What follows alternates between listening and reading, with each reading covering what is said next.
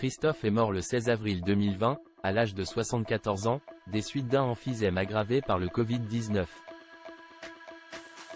À l'occasion de l'anniversaire de sa disparition, Bénédicte Lacapria, qui a partagé les 2 dernières années de sa vie, se confie à Gala.fr.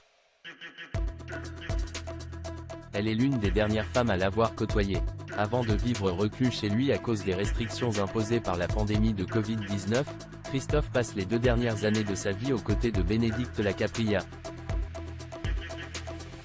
L'interprète d'Éaline, qui est mort il y a 4 ans jour pour jour, le 16 avril 2020, entretient avec elle une relation particulière.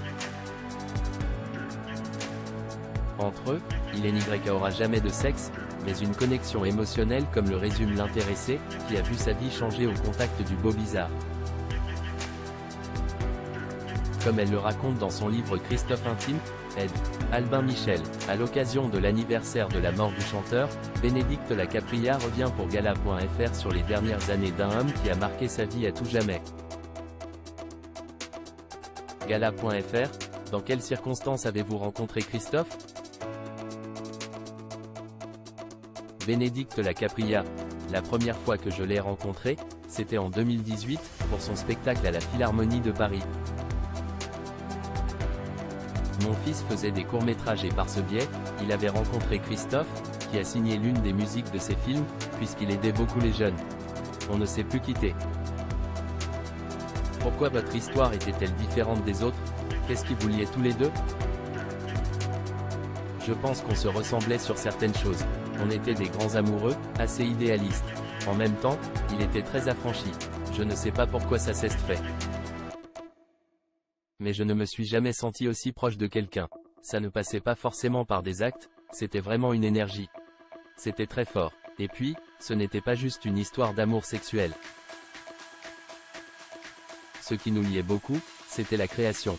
C'était la chose la plus importante pour lui. Dans la création, il associait le son, la musique et les femmes. Il était beaucoup dans Elle invisible. Pour moi, c'était un poète. À vous entendre, Christophe était bien plus que le séducteur dépeint dans les médias. Il était passionné des femmes, mais ça rejoignait la musique, c'était comme des notes de musique. Et parfois, la passion peut devenir obsessionnelle. Parler de Christophe en le résumant à ce côté matérialiste, ça ne lui correspond pas. Il était simplement au-delà de la morale, il était très libre, il s'était affranchi de beaucoup de choses.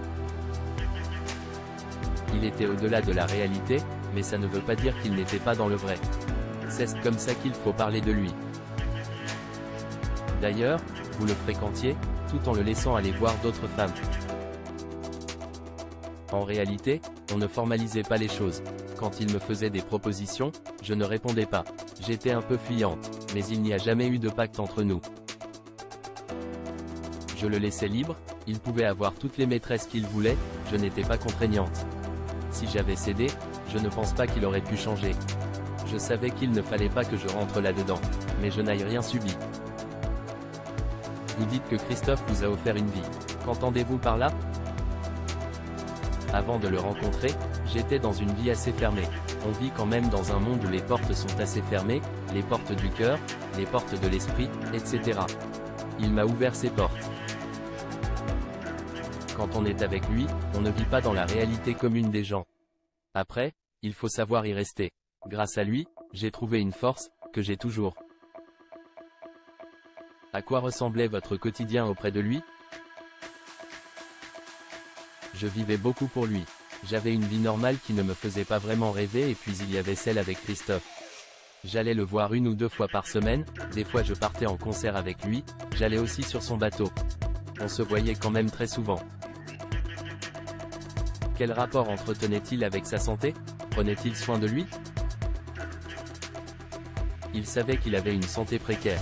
Son emphysème jouait forcément sur sa voix, des fois il n'avait plus de voix, parce que son emphysème était trop fort. D'ailleurs, je ne crois pas qu'il prenait de traitement pour ça. Donc il faisait quand même très attention. Il ne buvait pas beaucoup, il ne fumait pas, il ne faisait pas trop de folie. À quoi ont ressemblé ces derniers jours? J'ai su qu'il n'allait pas bien à la fin. Je lui écrivais et puis à un moment, il ne me répondait plus, donc je me suis inquiété. Et puis on m'a dit qu'il était malade. Il faut savoir que Christophe avait une femme de ménage, qui était très importante pour lui, comme une maman. Elle venait plusieurs fois par semaine, faisait ses courses. Quand elle a arrêté de venir, il s'est retrouvé livré à lui-même, comme abandonné. Je pense que ça a été très dur pour lui.